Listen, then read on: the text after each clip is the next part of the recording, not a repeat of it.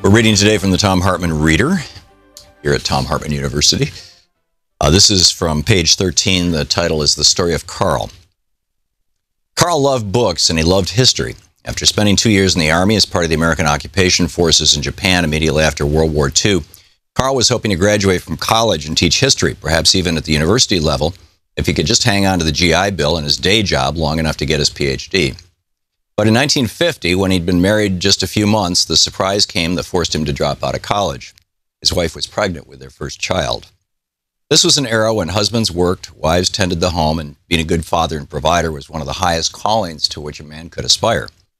Carl dropped out of school, kept his 9-to-5 job at a camera shop, got a second job at a metal fabricating plant, working with molten metal from 7 p.m. to 4 a.m. For much of his wife's pregnancy and his newborn son's first year, he slept 3 hours a night and caught up on the weekends.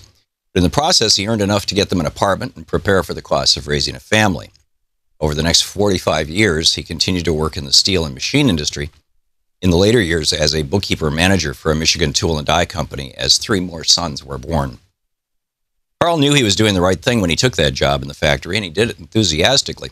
Because the auto industry was unionized, he found he was able to support his entire family, all 4 sons, on one paycheck. He had a fully funded health insurance program, an annual vacation, and a good pension waiting for him when he retired. Carl had become a member of the middle class. He may not have achieved his personal dream of teaching history, but he had achieved the American dream. He was self-sufficient and free. Working with molten metal can be dangerous, but the dangers were apparent, and Carl took every protection to protect himself so that he could return home safely to his family. What he didn't realize, however, was that the asbestos used at the casting operation was an insidious poison. He didn't realize that the asbestos industry had known for decades that the stuff could kill, but would continue to profitably market it for another 20 years while actively using its financial muscle to keep the general public in the dark and prevent the government from interfering. A couple of years ago, Carl tripped on the stairs and ended up in the hospital with a compression fracture of his spine. He figured that fall had also caused the terrible pain he'd been experiencing in his abdomen and his chest.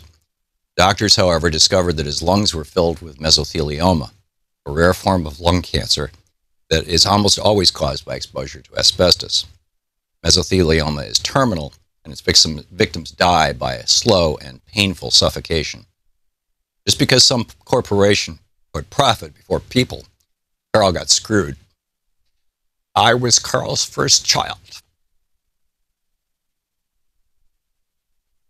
My dad faced a painful death, but at least his job in a union shop left him with health care after retirement.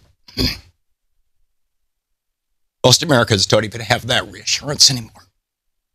More than 45 million Americans don't have health insurance to cover expenses for a serious illness, and 5 million lost their health insurance between 2001 and 2005, which is when I wrote this. And it's not just illness that worries most Americans today.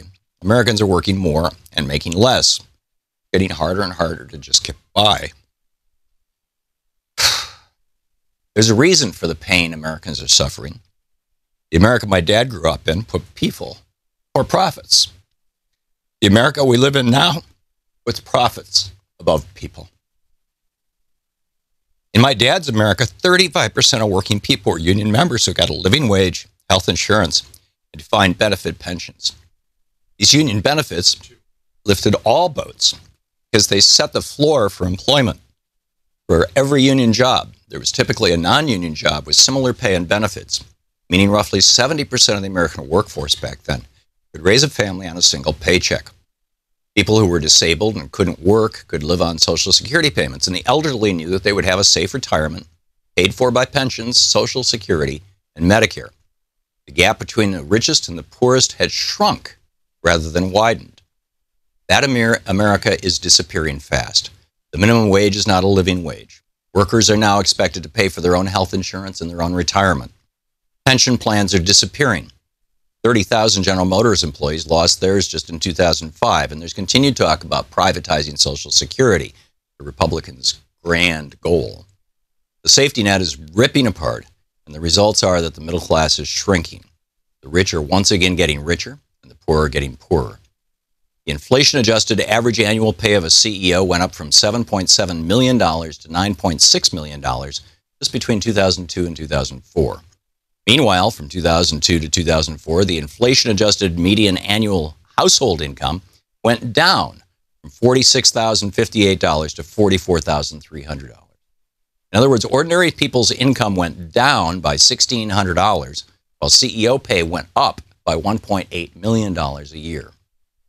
From 2001 to 2005, America has lost 2,800 manufacturing jobs just in 3 years. If you don't count jobs produced by the military-industrial complex, the number of private sector jobs created since 2001 decreased by 1,160,000.